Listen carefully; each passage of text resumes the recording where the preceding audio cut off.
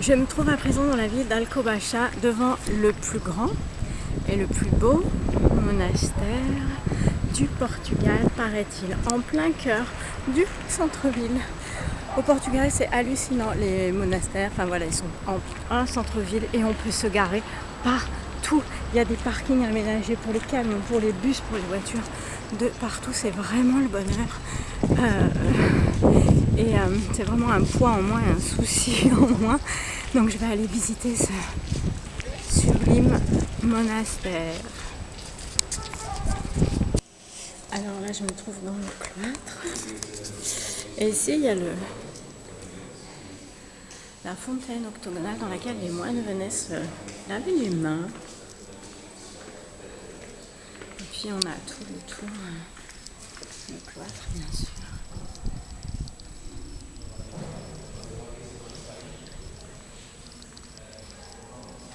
Là-bas, c'est l'entrée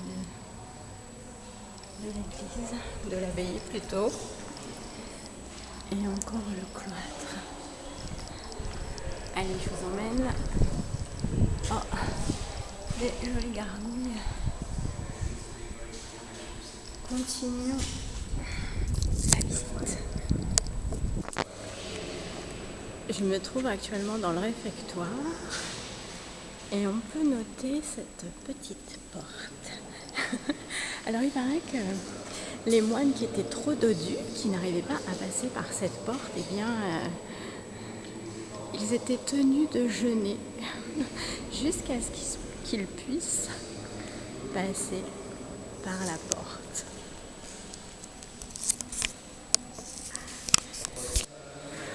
À moins que ça soit par cette porte-là qu'il faille jeûner si on ne passait pas.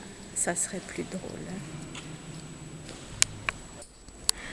Là, je rentre dans la grande cuisine. La cheminée est gigantesque.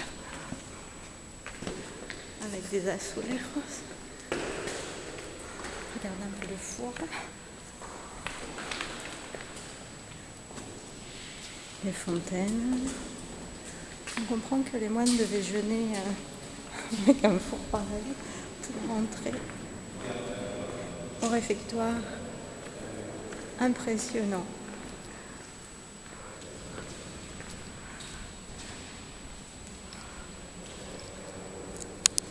Allez, je vous emmène au dortoir des moines. J'y découvre en même temps que vous.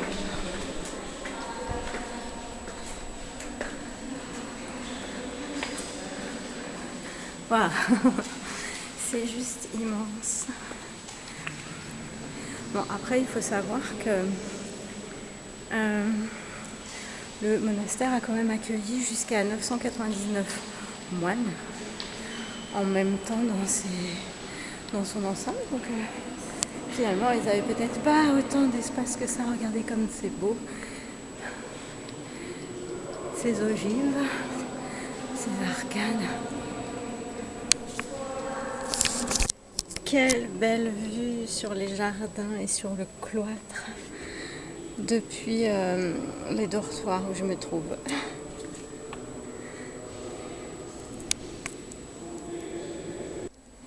Alors j'espère que vous allez arriver à voir sur la vidéo parce qu'il y a un plexiglas. Mais là c'est calme, il n'y a personne. Je voulais vous parler de cette salle.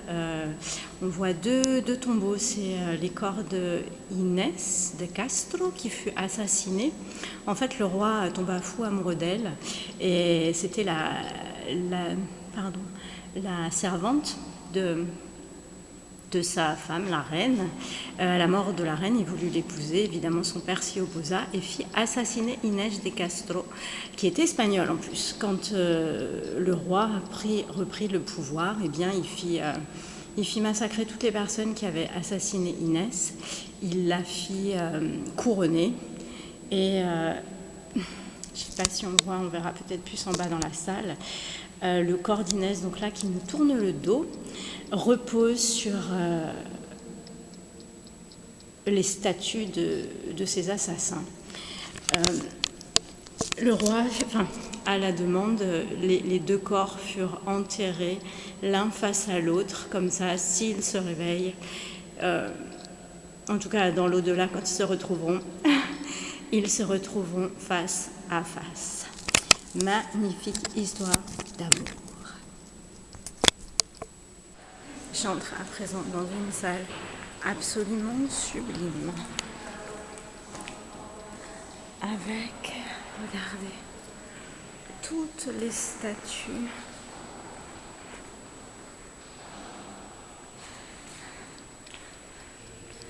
des prêtres, non, ça va, je suis pas trop près, des évêques, pas dire de bêtises, voilà, des anges, tout autour de la salle.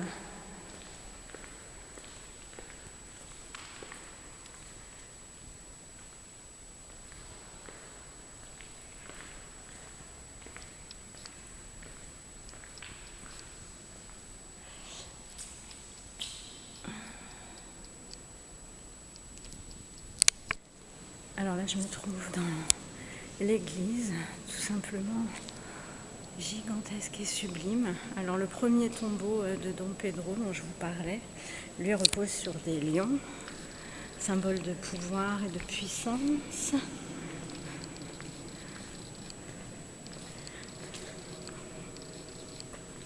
Les anges qui l'entourent. Et hop, en face, on a le tombeau d'Inès de Castro. Je vais vous montrer la sacristie qui est toute proche. Je trouve qu'ici les représentations des saints ou des saintes, mais des saintes surtout, il y en a beaucoup plus que chez nous. Alors Santa Umbelina, elles sont juste sublimes en bois peinte. Voilà, regardez la sacristie comme elle est belle. Alors, si je dis en pure tuile manueline, je pense à tout ce travail de pierre avec des azulejos partout. Allez, on va voir le tombeau d'Inès. On pourrait s'attendre à un hôtel complètement débordant de décoration, mais non, il est très, très simple, toujours avec ses sublimes statues. Regardez un peu la hauteur, la lumière qui entre. Et donc on va voir le tombeau de Dona Inés de Castro, qui elle repose sur les mécréants qui ont été transformés en chimères, qui l'ont fait assassiner, qui ont été complices en tout cas de son assassinat, et aussi entouré d'anges, pour mieux monter dans l'autre monde.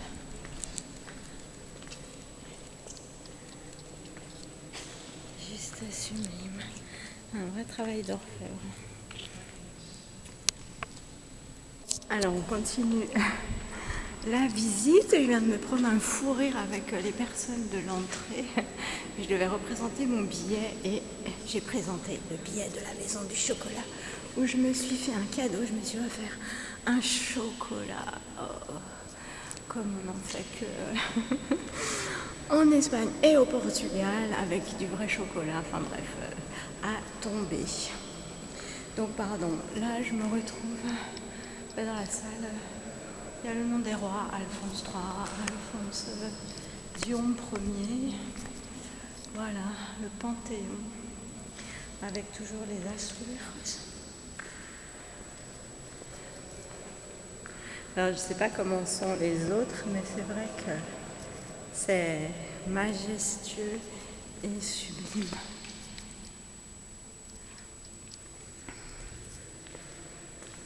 Je vais retourner faire un tour dans le cloître, c'est ça, c'est bien la salle des rois.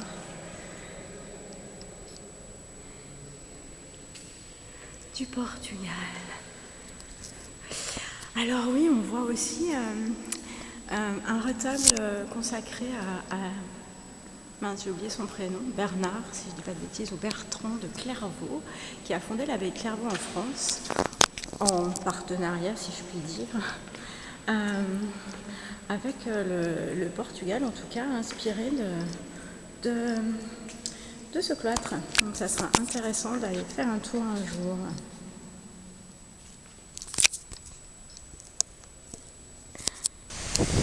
Eh bien, après 3 jours et 4 nuits de pluie en ville, en plus le voilà à la playa des Nazaré.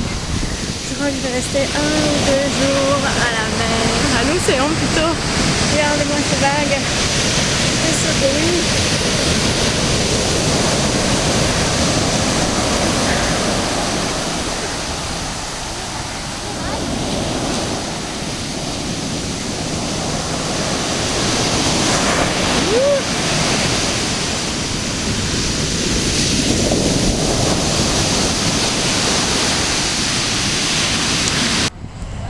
Sur le bord de la plage, eh bien, les pêcheurs ont posé leurs poissons, leur pêche du jour. Pour celle-là, je pense, les sardines, et puis asséchées traditionnellement par le soleil. Alors c'est assez rare de trouver des endroits où il y a encore cette tradition. Voilà, ils sont posés sur des claies. Oui, c'est ça, des claies faites avec un cadre en bois et du bagris. Bon appétit!